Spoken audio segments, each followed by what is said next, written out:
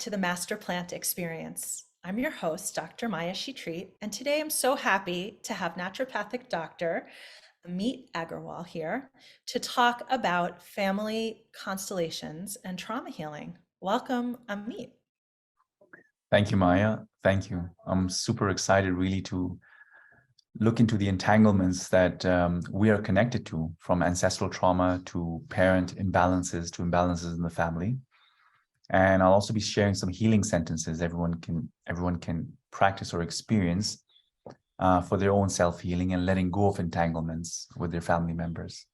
Mm.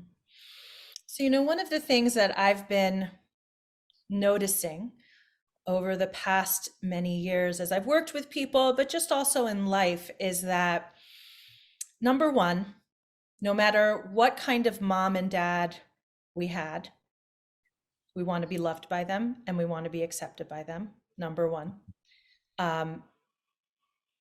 Even if we've extracted ourselves in a lot of ways, I find this to be true for many people, let's say.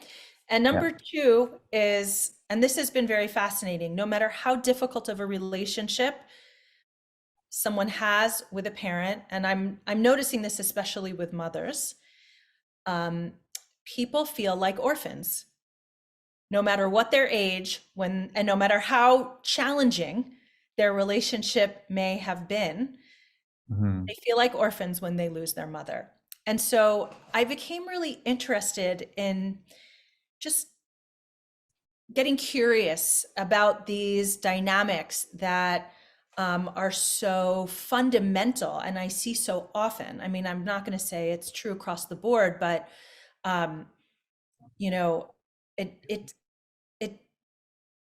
speaks to that we can do a lot of work, we can do a lot of letting go, we can do we can do a lot of what we would call healing around difficult, challenging relationships, and even just challenging aspects to what we might think are very good relationships.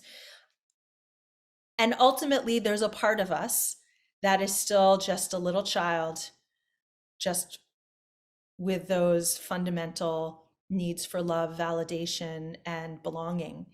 Mm-hmm. So I'm so interested to dive into family constellation work and explore what it means to disentangle and what it means to, or what aspects we can never disentangle. So can you just first explain what family constellation therapy is? Absolutely. So family constellations is a beautiful therapy that came about by Bert Hellinger, where he noticed, after studying also with the Zulu people down in Africa. I'm from Kenya at the moment. Well, I've been always from Kenya, but I'm in Kenya at the moment. He studied with the Zulu people and he noticed that certain cultures have certain orders of love. What does that mean? There's certain ways of being that honor honor your ancestors, honor people in the family, and honor life experiences, right? And you bring up a very interesting point about belonging and the word love, right? So in family constellations, we look at the need we have to belong to a system, to a family system, okay? And so if a mother suffers, all right, or a father gets killed in a war, there's a sense of attachment to those experiences, right? So if a mother is suffering, there's a need to belong to her, to that unit, even though it includes suffering, so that in order to belong to that event of suffering of your mother, we have a certain sadness. We carry a certain sadness to connect with mom's suffering. Mm-hmm. Okay. Mm-hmm. So a lot of therapy, many therapies are very cerebral, very cognitive, very interpretive, but they don't get to the root of like our sense of belonging, our love, our need for love and connection with our family members. And family constellations acknowledges this need to belong and connect with our parents, even though it's at a dysfunctional way. Okay. So in family constellations, we look at certain imbalances. In one imbalance is where there's obviously a need to belong. Yeah, so if there's suffering, we kind of take on suffering, we take on sadness for the parents. In family constellations, we also look at the order that we come in the family, right? So, for example, the parents come first, then we're born next. But often what happens is we as the children take on the suffering of our parents, right? If mom is suffering too much or is rejected by father, we want to caretake for mom. So then we step out of the hierarchy. We become the parent of the mother. Mm-hmm. And then we are loyal to the suffering and the sadness of the mom, right? And in a way, we let go of our childlike innocence, right? To be supported by mom, to be supported by dad, and live freely our authentic life going forward. Yeah, we start looking backwards rather than at our life. We look backwards at the problems of the parents. So we stop living our life as fully supported, and we go backwards and try and fix the issues in the family unit. Mm-hmm. That is an entanglement. Mm-hmm. And so in family constellations, we say certain healing sentences like, dear mom, I see there's a lot of pain in this family or between you and dad. Please bless me as I give it, some of it or all of it back to you, as I let go of the suffering. You are the big one and I'm the little one. Okay, so you're honoring your place in the family system, and you're honoring the strength of your mom or the strength of your dad as well to carry what their fate has brought them. When you do these healing sentences, things start shifting at a very deep level beyond what psychotherapy can do. Okay. And the other thing that typically happens for people in this particular example is then we start excluding one family member or the other. Mm.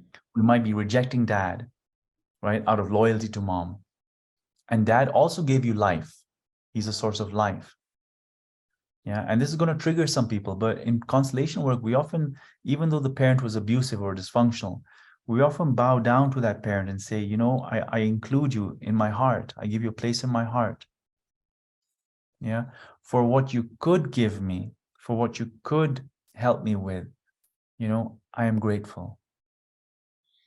So you take in the positive, and then it touches at a soul level, not at a mind level. Mm-hmm.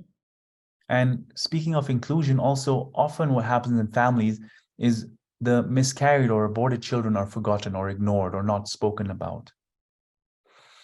And abortions and miscarriages cause a lot of anxiety, depression, sometimes suicidal thoughts, unknown behaviors, unknown, unknown reasons why somebody has anxiety or depression, right? Because in constellations, we support the inclusion of every family member. So if you are, let's say, you think you're the firstborn child, but really there's a child before you, right, who was miscarried or aborted. I often get my clients to say to their parents, dear mom and dad, I see the other child, dear sibling, I see you. You also belong here. I am in second place. You came first. Dear mom and dad as well, your sadness for this child, I see it. Yeah. Let me carry my own sadness missing for this child, and I leave you with your sadness as the parents for this child. So there's less entanglement there. Mm-hmm. And often this unknown grief starts disappearing. Like I've had clients who go through years of psychotherapy, and we even do like homeopathy to help, grief, sadness, trauma. And the moment we start doing constellation work, the root cause is healed. And when the root cause is healed, then there's no need for continuous therapy or more homeopathics. Mm-hmm. So I'll just summarize a bit. In constellation, we look at first of all, the order of the family. So, honoring that the parents come first, respecting and letting them carry their burdens and not being the parent of a parent. Then the other order of love we look at is including people, including all missing family members, whether it's the black sheep of the family who's not talked about, the murdered uncle, or the alcoholic long distance relative, or even an ex-lover or a lover of your father, your mother, your grandparents. In constellation work, we say certain healing sentences where, dear ex-lover of my father, thank you. If it wasn't for you leaving, or even for you dying, I would not have been born. My father would not have met my mother. I exist because of you parting. Mm. So in a way, you give respect in a very deep way. And that is beyond normal psychotherapy interpretation, right? You feel at a very deep soul level, and you let go of so much invisible entanglements energetically, that suddenly your body starts recovering even at a physiological level.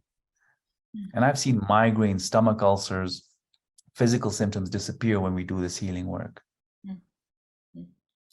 Well, this is so interesting because, we understand more and more about things like epigenetics, right? Which is like, I call them sort of the yellow sticky notes that are stuck all over our genetic code. So our DNA is passed down from our parents and their parents and so on.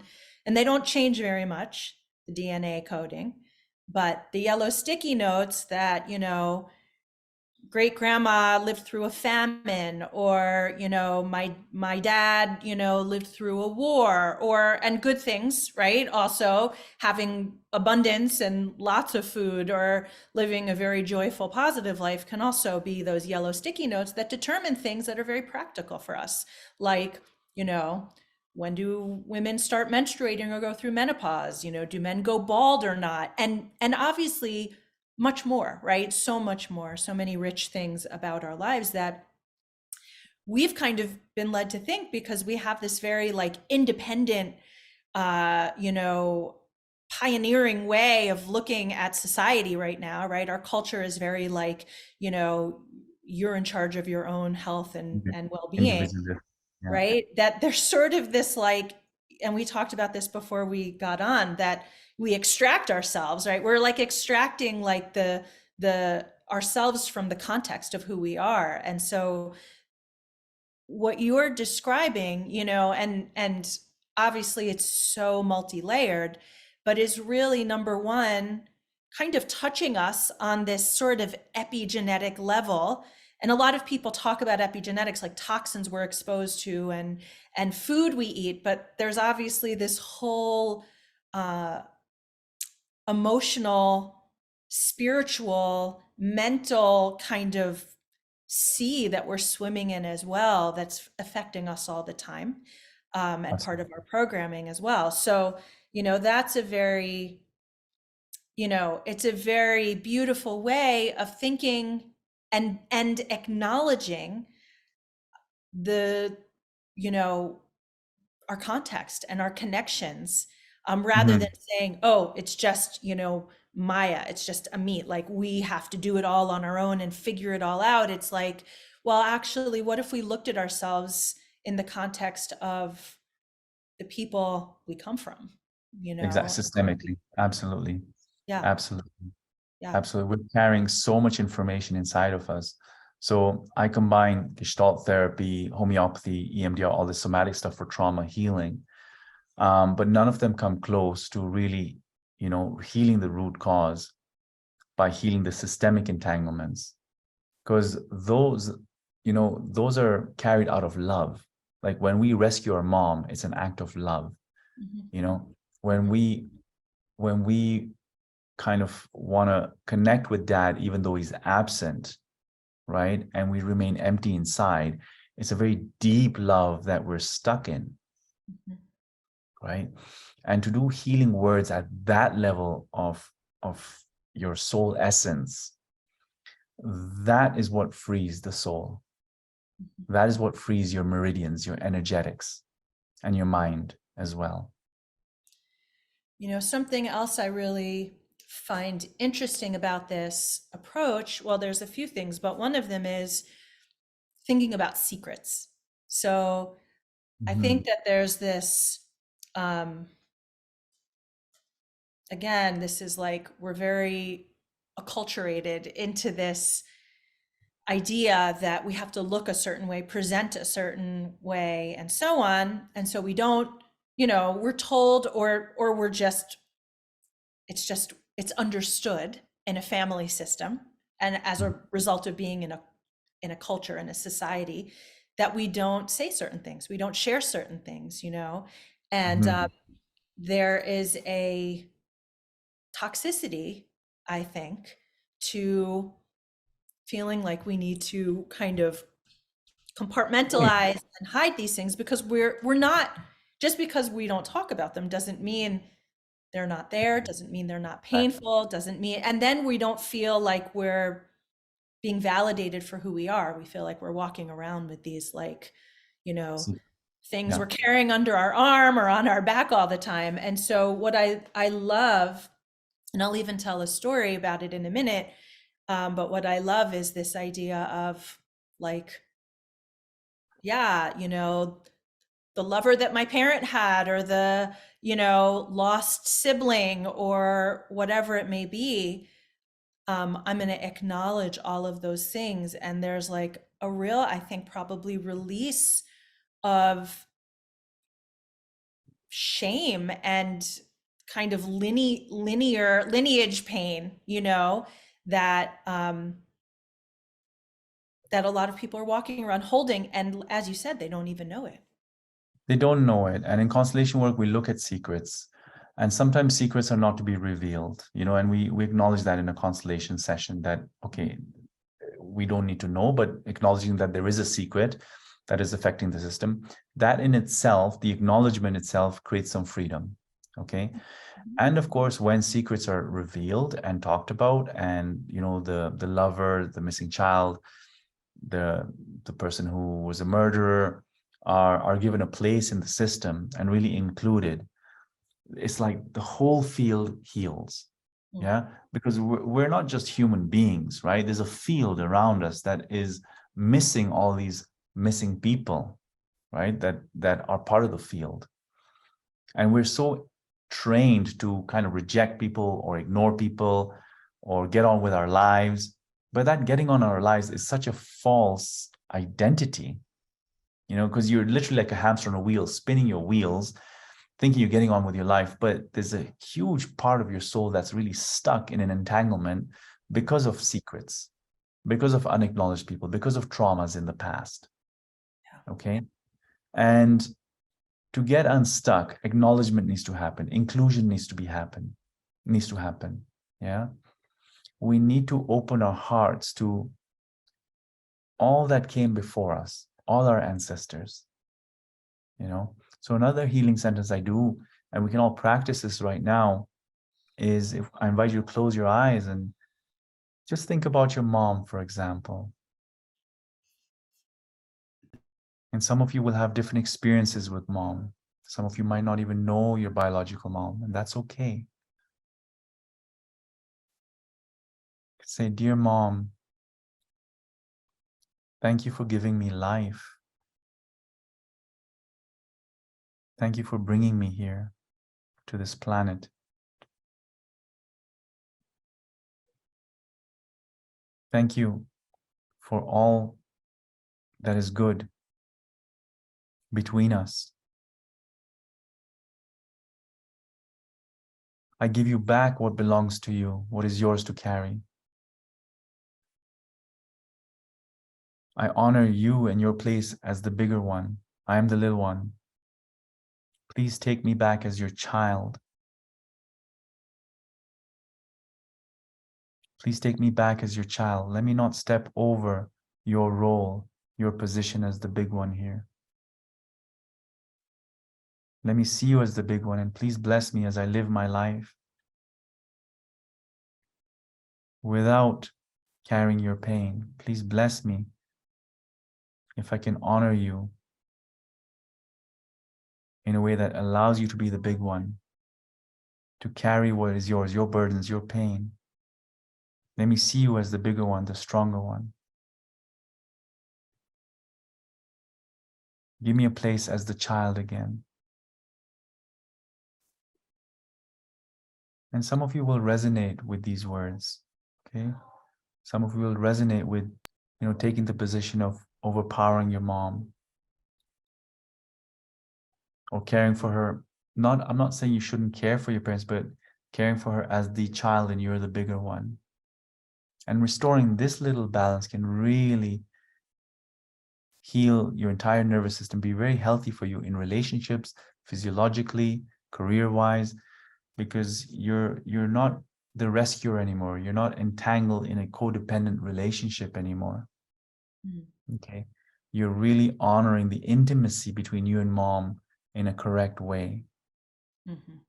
Mhm. You know, this reminds me a little bit of, even though it's different, it reminds me of something that I do with people, which is cord cutting. And cord cutting is, it can look a lot of different ways, and I guide people through, but it's really just about severing disempowering connections. So I've had people do cord cutting with children, with siblings, with parents, and actually relationships, similarly, relationships can really normalize. And when I say normalize, I mean it can feel much more reciprocal, much more balanced, less abusive. And sometimes, if the relationship is only made of disempowering connections, which is the case sometimes, then the Mhm. relationship can end. But actually, you know, I find that's less common, especially with, you know, family of origin. Mhm. And it doesn't, you know, and there is blessing involved in it, right? Like, bless you on your journey, bless you for everything we have. This is complete. Now we move forward really in a different pattern, right? We move forward in a different relationship, a new relationship. And so um, I love this concept, and I think it's a really fundamental way um, to navigate these things that can be weighing on us and we don't even know. The story that I wanted to tell is actually, so my parents separated when I was 10, um, and my father died a week before I turned 12, or a few weeks before. And in that interim period, my father was in a relationship with a Mhm. woman. And many years later, decades later, this woman who is Dutch, and you know, does not live near me. You know, I live in New York. She sent me a letter to my office. She looked me up, I suppose, and sent me a letter to my office with a picture of her with my father, and said, you know, whatever she said in this letter. It was a nice, it was like a fine letter, and I was absolutely not open to it at that time. And I kept it for a long time, and then I threw it away when I moved out of that office. But it turned out I took a picture of it. Although I didn't remember, because there was this part of me that wanted to heal that connection. And years later, probably almost a decade later, um, my aunt said, "Oh, you know, I talked to this woman, and I went and I found that letter in my phone, and which had her email address, and Mhm. I sent her an email, and we had Wow. this. It was actually like right before the pandemic, so it was not long ago, and we had this very, very sweet exchange, where I found that this person was so kind in the way that she related to me. Actually, probably, if I could say, like, much kinder than my mother ever has really been. She was so kind and lovely, and it was just like a very interesting healing thing. So when you're talking about these sort of what we might think of as more peripheral people in our families, people we might never have known, there are these ways that we are interconnected, that we, I think there's not a real space for that in our society. And some people might say, my teacher, I had a teacher, Malidoma Somé, from Burkina Faso, who said, you know, that our communities are meant to be small. We're meant to be in these villages, where we would know all the people, you know, Mhm. and because we're sort of in this Mess. But we're in these like much larger, right? We don't have, in many cases now, we don't have these micro communities. So we don't know all the players in the same way, for better or for worse, we don't Mhm.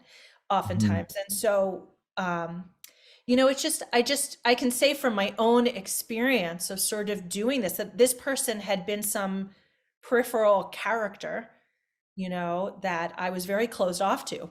I discovered. I had no real idea about that because I didn't really think about her. But when she came into my field and approached me with intention, I was like, absolutely not. And Mhm. then years later, when I kind of opened up to that, I do think it was a very healing experience to kind of, not to say that that's always going to happen and not to say that that's always going to feel very healing, by communicating directly with somebody. In my case, that was true. But Yeah. what you're acknowledging in this approach of family constellation is to say we are influenced, whether we consciously realize it or not. We are influenced, and um, and it's You're affecting also us. absolutely. And when we acknowledge these lovers and stuff, you're also acknowledging and accepting or including your dad's experience, Mhm. because your dad has a full experience with this woman, you know, and we sometimes want to reject it. And for children, it can be very difficult and painful to, to acknowledge an ex-lover or lover of a parent. And so by including this ex-lover, you're actually acknowledging your dad's love, Mhm. right? And you came from your father. So you're really including more of you back into your own consciousness, into your life, rather than your mind spinning unconsciously or consciously rejecting. Because that builds up in anger, right? That builds up anger, resentment, and that goes to the liver. Yeah. So as a naturopath, we also look at the physical body, of course, right? And so when somebody has liver stagnation, weight issues, hormone issues, etc., related to liver, we can do all the herbs, we can do all the homeopathy, but what's the root cause? Is there resentment? Is there subtle rejection going on? What is that about? What are you refusing to look at? What is too painful to touch upon?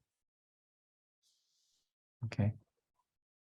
Yes, exactly like that. So we just slow things down. And then as we slow things down, the liver starts to heal, to let go. Mhm. Okay. And then the hormones come into balance. Weight issues change, anxiety, depression, all start shifting. Right. So it's important to look at the root cause of these entanglements. And of course, homeopathy helps along the way. Mhm. Right. I always include homeopathy in my treatment protocols. You know, I think about people who are interested in experiencing master plant medicine or psychedelics.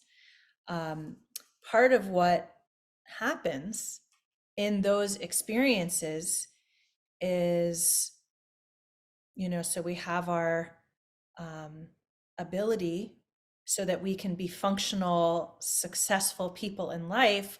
We have Mhm. this ability through something called the default mode network, which is, a whole neurological network, um, Mhm. to suppress old emotions, old memories, traumas, and so on and so forth. And so that we can walk around and not fall to, and not feel like we're going to fall to pieces all the time. So, what we know so far, even though the science is still emerging, of course, we learn more every week about how we interact in our bodies with master plants. What happens is that the default mode network can go offline for periods of time when people are under the influence of, let's say, ayahuasca or psilocybin, which allows people, to see these experiences, these secrets, these long repressed emotions and memories that can come to the surface. And, so people will feel we're being shown, right? I'm being shown myself in this situation, or I'm being shown my mother doing X, Y, or Z, and, you know, that I should have compassion, even though, you know, it was such a painful thing and I've always hated her for that, right? Like these kinds of things people will describe. And it sounds like, because part of why I'm interested in talking about the master plan experience as opposed to just talking about psychedelics is how can we unpack? You know, we've had this experience maybe, and now we want to work with this material that's been shown to us. And so it seems to me that family constellation therapy is a beautiful way to integrate and engage with maybe some things that we never might have known about. Do you feel that's true, that it's a good way of integrating? Absolutely. So yes, because a lot of experiences people go through, healing experiences, they're at some level they're transformative. At some level they're very cerebral and cognitive. So they don't create that deep movement of the soul. And so I use constellation work, of course, and homeopathy, and those are very, very transformative at a level that where you cannot control the transformation with your mind anymore, because you go through a paradigm shift. Okay, I cover a lot of homeopathic remedies also in the online course, which we'll talk about later. But something like the movement of the soul through constellation work, when you say a healing sentence and you get that paradigm shift, that's an integration in itself, right? You don't have to think about what to do next because you've kind of let go of a habit right there and then automatically, and your body starts, if you have the right practitioner who helps you work with it somatically, you feel it in your body starts experiencing this new reality. Yeah, and you feel supported in this new reality. So your nervous system rewires itself immediately in that moment. So it's hard to go backwards into the old mindset, the old mentality, right? So you're almost awakened, but not temporarily, more permanently. And that awakening creates a massive change in your intention, in the way you approach life, in your beliefs, you know, and even the way you interpret reality shifts completely, right? And therefore you start attracting different things in your life because you attract things based on your resonance. So what do you say to people who, you know, want to kind of poo-poo, oh yeah, I just have to say, oh, thank you, mom, you know, whatever. And now suddenly I'm going to feel fine about my mom, right? My mom did this, my mom did that, my mom, whatever. This, you know, you can't just say with a few words X, Y, and Z, and now all of that is no longer affecting me, you know? So what would you say? Because I just, you know, I think there are going to be people who are going to feel skeptical, and, you know, I want to explore that a little bit. Yeah, absolutely. So family constellations is not only about positive affirmations or saying positive sentences like, I accept you, mom, I accept you, dad. No, you know, sometimes you, like for me, one of my deepest healing experiences was just saying to my dad, please be gentle, you know, and please, and kept on repeating that over and over again until my nervous system recognized the need for a parent to be gentle rather than harsh. You know, and I started crying and crying because I didn't realize that's the need I have. Or you can say to someone, you know, that was very painful, right? That's very painful. And I acknowledge it was difficult for you to see me as a mom who's busy, you know, with some trauma or busy with her dead father, because a lot of parents are kind of busy with their own ancestors, right? So we don't get the full experience of our parents. We think they're, you know, ignoring us and stuff, but they're actually entangled with their ancestors. So we end up feeling not good enough because we're not looked at fully by our parents.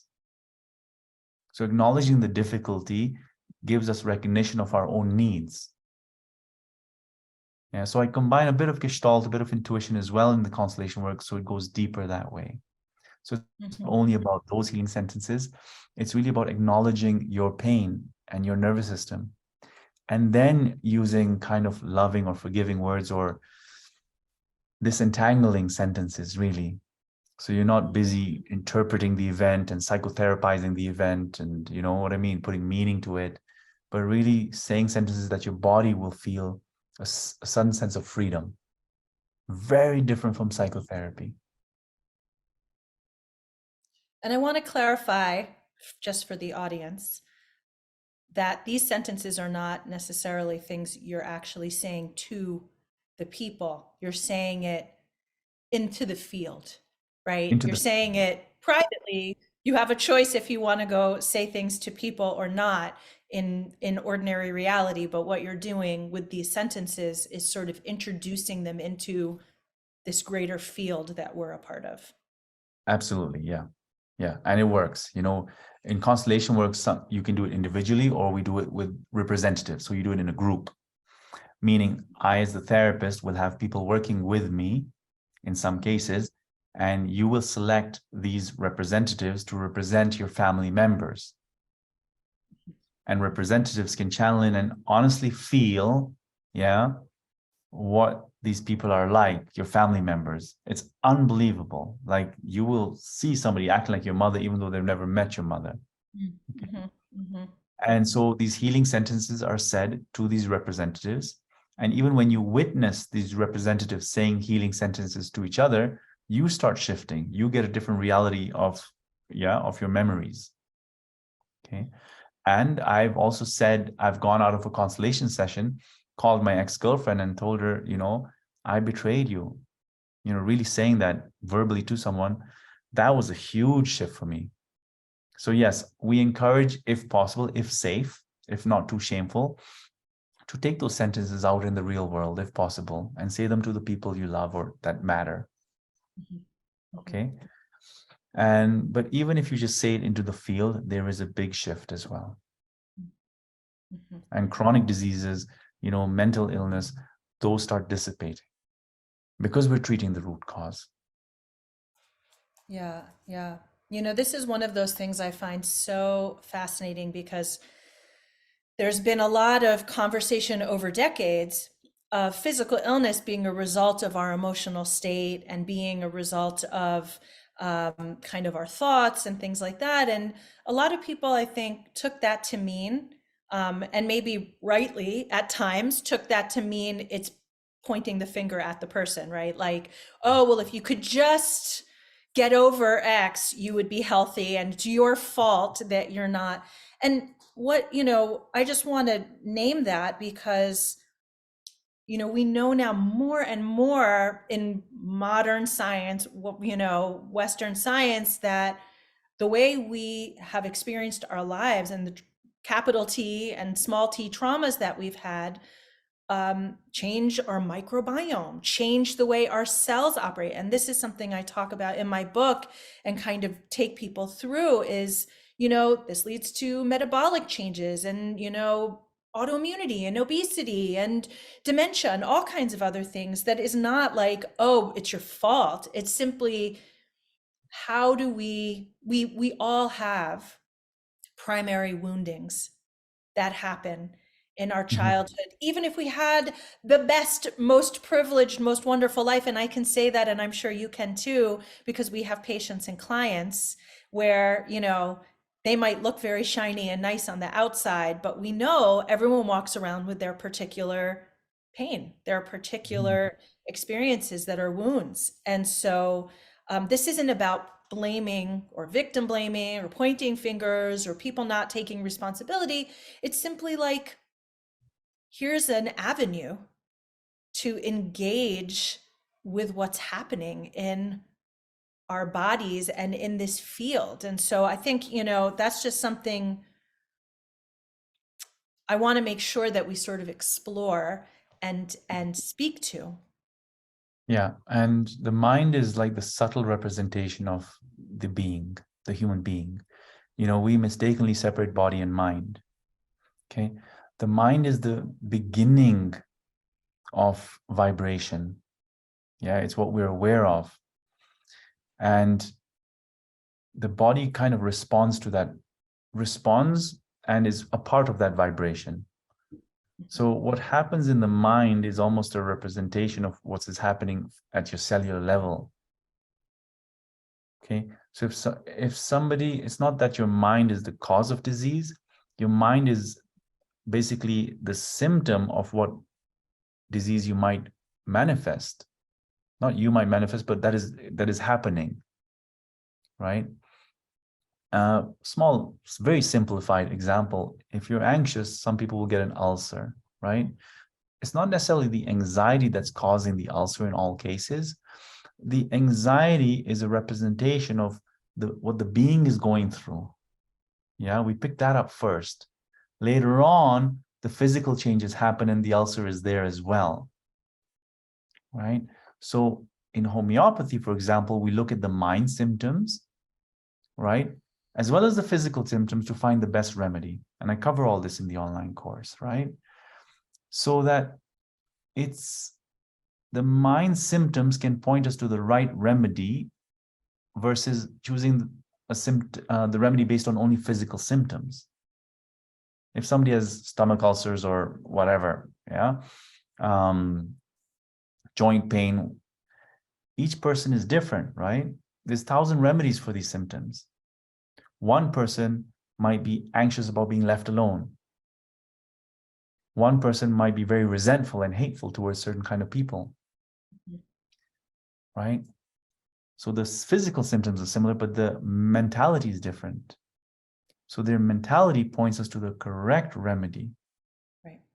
And when we individualize the remedy, the healing goes much deeper. Mm-hmm. Okay. So bringing that back to constellation work as well, if you have depression, if you have anxiety, it's not your fault, and you know that you're creating another disease. You might be carrying the burden of a missing sibling. You might be carrying your mom's burden of losing a child. Yeah. Or the pain of your mom feeling the absence of an alcoholic father. Right? So be more forgiving to yourself, because your anxiety, your depression, your loneliness, your behaviors are not necessarily your fault.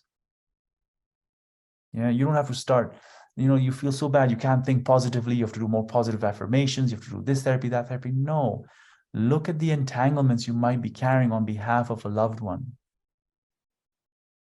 Yeah, so look at your symptoms with love and respect, because they're serving a purpose. Mm-hmm. Yeah, you are trying to belong, to become closer to your mom because she suffered so much. So it's an act of love, some of your symptoms. And when you can see where they're coming from, I promise you, you will be more free. I love that. I think a theme of this entire experience has really been about giving ourselves grace and Mm-hmm. and offering grace to those around us. This doesn't mean putting ourselves in harm's way. It doesn't mean, not embracing practices and, ways of being that can help us feel better and heal and be accountable and all of that. But fundamentally, it seems like one of the most potent first steps, if we can, is to just offer that grace to ourselves and those around us. Yeah. Yeah, because we're shooting ourselves to correct ourselves all the time. Mm-hmm. And that shooting needs to change. Yeah. Yeah. Yeah. I mean, for years, I would have patients that had autoimmunity, and it was so clear how hard they were on themselves and how they were always beating themselves up. And again, it's not so simple and so obvious and so conscious. And like, it's not to say, oh, well, if they would just start thinking nicely, right? There's obviously all this complexity around it, but at the same time, it was very apparent that what we demonstrate in our behaviors to ourselves manifests in some way, sometimes mentally, sometimes physically, sometimes in our relationships, sometimes all of the above. So this is just really powerful. And, I just appreciate so much what you are sharing today. And I know you have trainings and other things, and I know people are going to want to learn more. So can you tell us, and we'll have, of course, links to all of this. Yeah, But can you tell us maybe the best website for people to go to find their way to your work? absolutely. Thank you.